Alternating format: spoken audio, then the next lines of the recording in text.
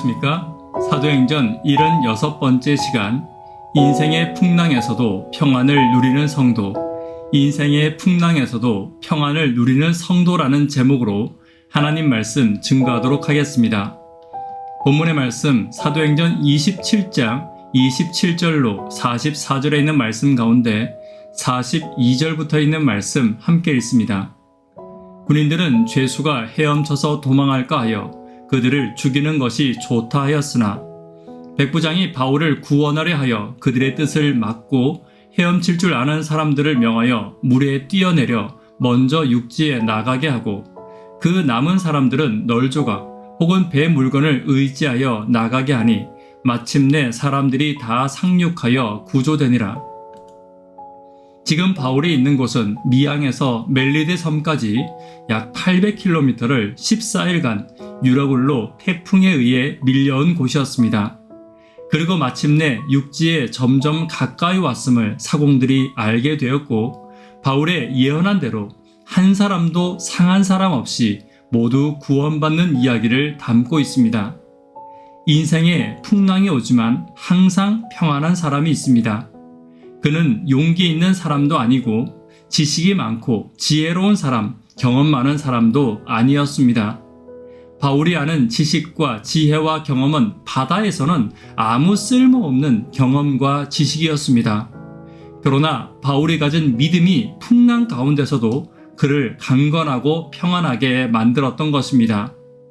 오늘 우리의 삶 가운데서도 풍랑이 있습니다. 그 가운데서 바울과 같이 평안을 누리는 인생이 되기를 간절히 바랍니다.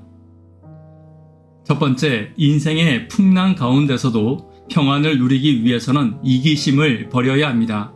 30절입니다. 사공들이 도망하고자 하여 이물에서 닻을 내리는 채하고 거룻배를 바다에 내려놓거늘. 바울이 예언한 대로 배가 육지에 가까워졌습니다. 이때 사공들은 자신들만 살아남기 위해 거룻배를 몰래 바다에 내린 것입니다. 배에 있는 자들이 모두 무사할 것이라는 하나님의 약속을 믿지 않았기 때문이고 그들의 이기심 때문이었습니다. 바울은 이것을 군인들에게 알려서 사공들의 계획을 무산시켰습니다. 하나님의 약속을 떠나 거룻배를 의지하는 것은 그들에게도 어리석은 짓이었습니다. 사공들의 이기심이 바울이 전한 복음에 귀를 닫도록 만들었고 어리석은 선택을 하도록 만든 것입니다. 이기적인 욕심에 사로잡혀서 자신들만 살기 위한 방법을 간구하느라 바울이 복음을 전할 때 그들은 머릿속으로 자신들의 이기적인 계획만을 생각하고 있었던 것입니다. 성도도 마찬가지입니다. 복음이 우리에게 들릴 때 내 욕심과 내 이기심 때문에 말씀에 귀를 닫아서는 안 됩니다. 분명 나에게 복음과 성령의 음성이 있음에도 불구하고 욕심과 이기심 때문에 성령의 음성을 거절하는 일은 없어야 하는 것입니다. 복음이 내게 들리는 대로 말씀에 나를 맡기고 믿음의 자리로 나아갈 때 진정한 평안과 구원이 있음을 기억하는 저와 여러분 되기를 간절히 바랍니다. 두 번째는 생명의 떡을 먹어야 합니다. 34절입니다. 음식 먹기를 권하노니 이것이 너희의 구원을 위하는 것이요 너희 중 머리카락 하나도 잃을 자가 없으리라 하고 날이 밝자 바울은 배에 있는 사람들에게 음식 먹기를 권했습니다. 바울은 주님의 약속을 상기시킨 후에 모든 사람 앞에서 하나님께 감사 기도를 드리고 음식을 나누어 주었습니다. 그들의 생명이 전능하신 하나님의 손에 있음을 선포하고 있는 것입니다. 바울의 감사의 기도를 들은 모든 사람, 떡을 먹은 모든 사람은 평강을 누릴 수 있었습니다. 성도란 떡을 먹는 사람들이며 떡을 전하는 사람들입니다. 잠시 생명을 연장해주는 떡이 아니라 영원한 생명을 얻게 하는 생명의 떡을 먹고 나누어 주어야 하는 것입니다. 요한복음 6장 35절 함께 보도록 하겠습니다. 예수께서 이르시되 나는 생명의 떡이니 내게 오는 자는 결코 줄이지 아니할 터이요 나를 믿는 자는 영원히 목마르지 아니하리라. 인생의 폭풍을 만날 때 생명의 떡이신 예수님과 함께하는 성도, 믿음으로 항상 예수님과 동행하는 성도는 항상 평안할 수 있는 것입니다.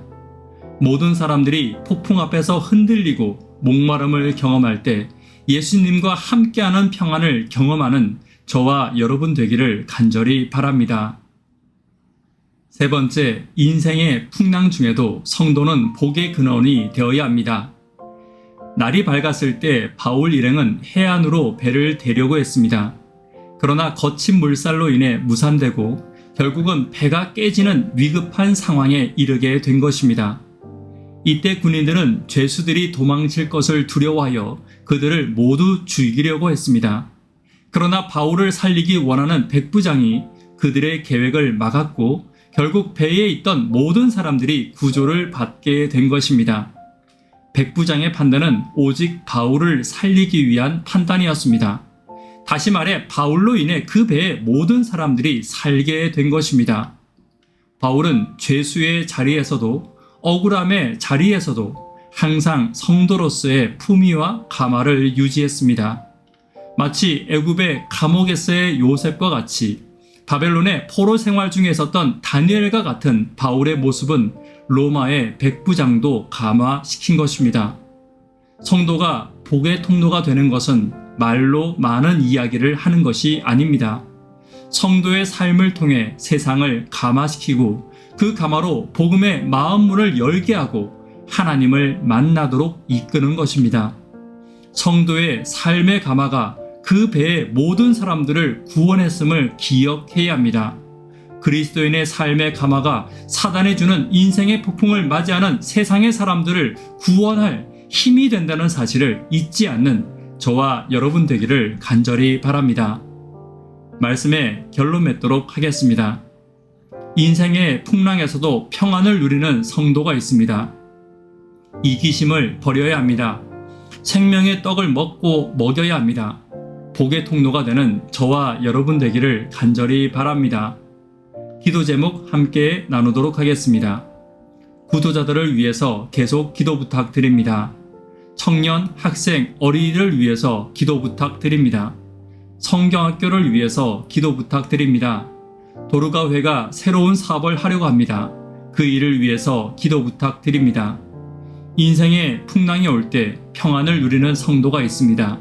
이기심을 버리는 성도, 생명의 떡을 먹고 나누는 성도, 복의 통로가 되는 성도가 되기를 간절히 바랍니다.